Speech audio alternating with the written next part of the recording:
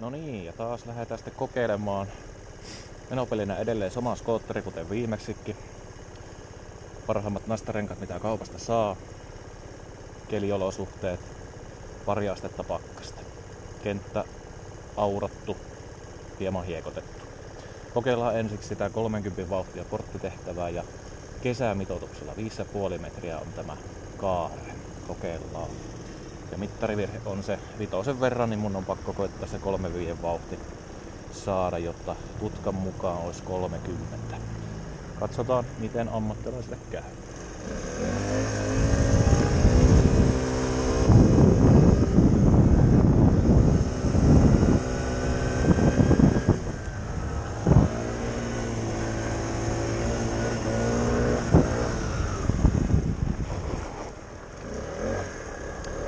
Tulos on edelleen sama kuten viimeksikin, eli ei saada 30 vauhtia. Alkaa lisäksi tuo eturenkaan pitävyys loppua kesken, eli ei vaan pysty. Mahdoton.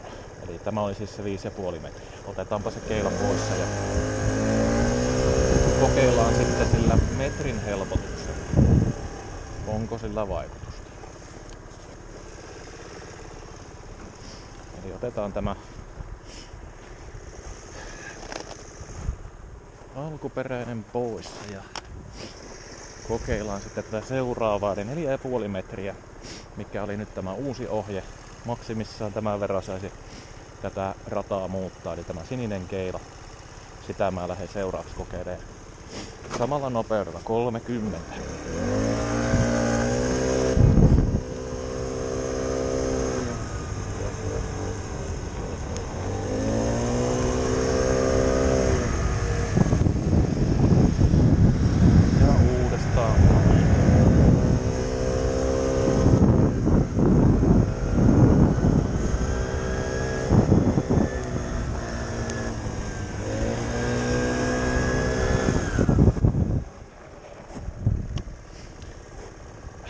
Jaha, sellainen päätelmä.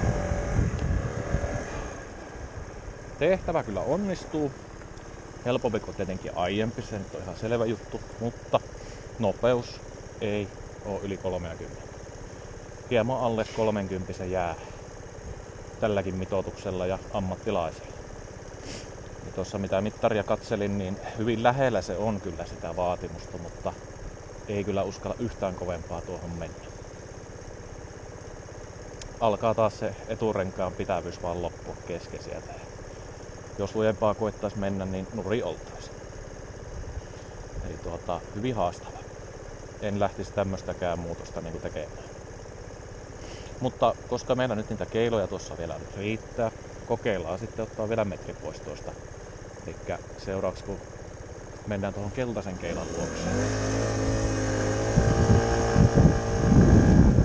niin silloinhan kyseessä meillä on 3,5 metrin merkki. Eli sininen keila pois, eli tämä mikä oli Trafin uudessa ohjeistuksessa, niin ei korttia silläkään suorituksella. Mut sitten taas metri pois. Eli nyt ollaan sitten jo 3,5 metrissä, eli sieltä on nyt se 2 metriä tullut helpotusta tähän tehtävään ja kokeillaan taas 30 vauhtia.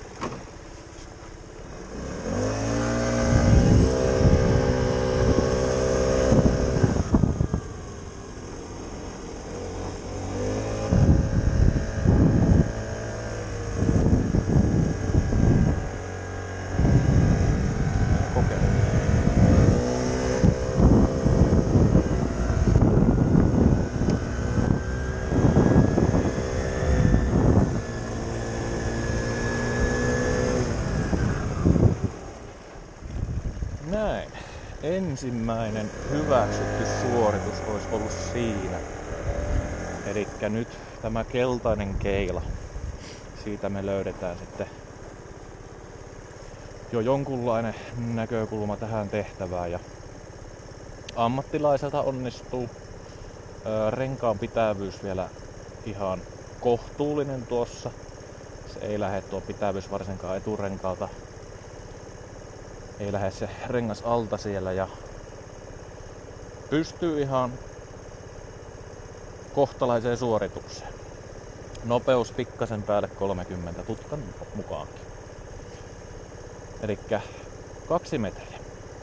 Sen verran jos tuosta saadaan pois, niin sillä voidaan päästä tuloksiin tällä 30 vauhdilla. En tiedä tietenkään vastaako tämä enää semmoista, mittaako tämä kovin taitoja enää sitten, jos tuo pujottelu on enää tommosesta 3,5 metrin kaarteesta. Pikemminkin vähän väistöähän tuo muistuttaa. Toki erikoista mennä kaasun kanssa väistötilanteeseen, eli sekin vähän sille ristiriidassa taas. Ja mitä mieltä edelleenkin olen, niin kyllä se nopeus 25. Sillä me saatais paljon enemmän varmaan aikaiseksi. Eli silloin me ei tarvitsisi noita tehtävämitoituksia muuttaa oikeastaan ollenkaan. Voitais mennä ihan tämmöisellä jopa kesämitoituksella. 25 nopeudella se vielä pitäisi onnistua. Mikäli ei, silloin esimerkiksi sitten se metrin helpotus siihen. Mutta mikä on yhteenveto, niin jos tällä 30 tutkanopeusvaatimuksella, tällaisella varsinkin skootterilla, hyvillä nastarenkailla, niin ei onnistu oikeastaan muusta kuin tuosta 2 metrin helpotuksella vasta. Mutta toivottavasti nyt siellä päättäjät tekee sitten tärkeitä päätöksiä ja sellaisia, että tässä joku järki säilyy. Muuten jos ei, niin suosittelen kyllä lopettamaan koko kokeet, jos ei tässä sellaista järkevää päätöstä saada aikaiseksi. Kiitän seurasta ja lopetan näihin tunnelmiin. Se on morjens.